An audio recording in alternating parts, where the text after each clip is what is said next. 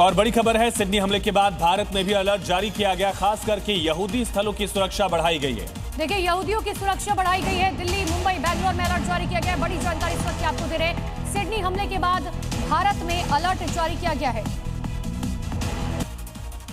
मध्य प्रदेश के छतरपुर में पुलिस ने बदमाशों को सजा देने का थोड़ा अलग तरीका निकाला। आरोपियों को पकड़ने में भी पुलिस को खासी मशक्कत करनी पड़ी थी। छतरपुर में पुलिस ने इन बदमाशों का जुलूस इसलिए भी निकाला है क्योंकि इनकी गिरफ्तारी पर 10,000 रुपए का इनाम था। 3 दिन पहले एक बाइक सवार युवक पर आधा दर्जन बदमाशों ने हमला कर दिया था। मामला पुरानी रंजिश का था, लेकिन लाठी डंडों से ऐसा हमला किया कि पीड़ित को अस्पताल में भर्ती कराना पड़ा। गिरफ्तारी के बाद शहर की कोतवाली पुलिस ने सभी आरोपियों का जिला अस्पताल से अदालत तक पैदल जुलूस निकाला। और अब देखिए राजनीति से जुड़ी इस वक्त की 5 बड़ी खबरें।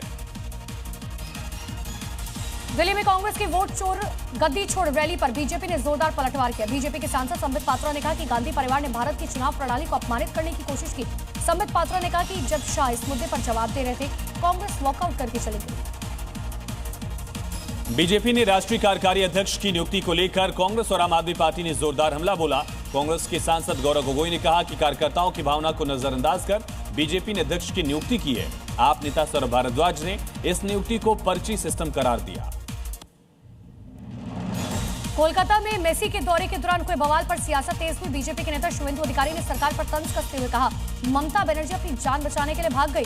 तो टीएमसी नेता कुणाल घोष ने बीजेपी के आरोपों पर पलटवार किया और कहा, मुख्यमंत्री के आने से पहले ही घटना हुई, मामले की जांच हो रही है। तमिलनाडु में एनडीए की सरकार बनने के दावे को लेकर सीएम एमके स्टालिन ने केंद्रीय मंत्री शाह पर निशाना साधा। कहा, तमिलनाडु है, अहंकार नहीं चलेगा। स्टालिन ने कहा कि अगर आप स्नेह से आएंगे तो हम आपका स्वागत करेंगे, अगर आप अहंकार से आएंगे तो हम आपका विरोध करेंगे। एसआईआर को लेकर अखिलेश यादव के बयानों पर समाजवादी पार्टी के नेता शिवपाल यादव ने प्रतिक्रिया दी और कहा, हमारी कोशिश है कि सही वोट हटाए ना जाए और फर्जी वोट ना बनाया जाए। इस दौरान शिवपाल ने बीजेपी पर निशाना साधा और कहा, बीजेपी हर तरह की बेईमानी के हथकंडे अपनाती है, लेकिन इस बार समाजवादी पार्टी उन्हें हराएगी। सिडनी के नॉर्थ बॉन्डी बीच पर आतंकी हमले में मरने वालों की तादाद बढ़कर हुई 16। कई लोग घायल, एक हमलावर भी मारा गया, दूसरे शूटर की हालत गंभीर। ऑस्ट्रेलिया आतंकी हमले का सामने आया पाकिस्तान कनेक्शन। हमलावर पाकिस्तान के रहने वाले, बॉन्डी बीच पर हमला करने वाले पिता पुत्र थे। दूसरे हमलावर के घर पर छापेमारी। ऑस्ट्रेलिया के सिडनी में यहूदियों पर आतंकी हमले के बाद भारत सतर्क। यहूदी समुदाय के लिए जारी किया गया सुरक्षा अलर्ट। दिल्ली, मुंबई और बेंगलुरु में बढ़ाई गई सुरक्षा।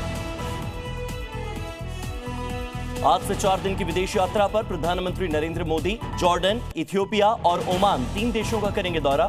यात्रा के आखिरी चरण में ओमान पहुंचेंगे प्रधानमंत्री। बीजेपी के राष्ट्रीय कार्यकारी अध्यक्ष बनने के बाद नितिन नवीन का आज दिल्ली में बीजेपी मुख्यालय में होगा भव्य स्वागत।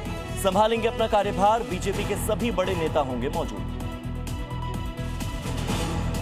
2027 के यूपी विधानसभा चुनावों को लेकर सीएम योगी आदित्यनाथ का बड़ा दावा। बोले, यूपी में 3/4 सीट जीतेगी बीजेपी, गठबंधन के उम्मीदवार भी जीतेंगे।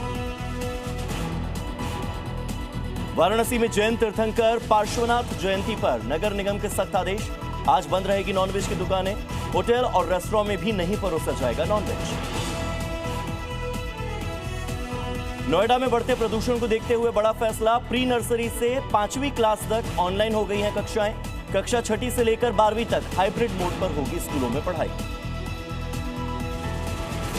यूपी के बहराइच में एक और आदमखोर भेड़िया मारा गया। वन विभाग ने अब तक 6 आदमखोर भेड़िया मार गिराए हैं। वन विभाग को अभी भी कई और भेड़ियों की तलाश है।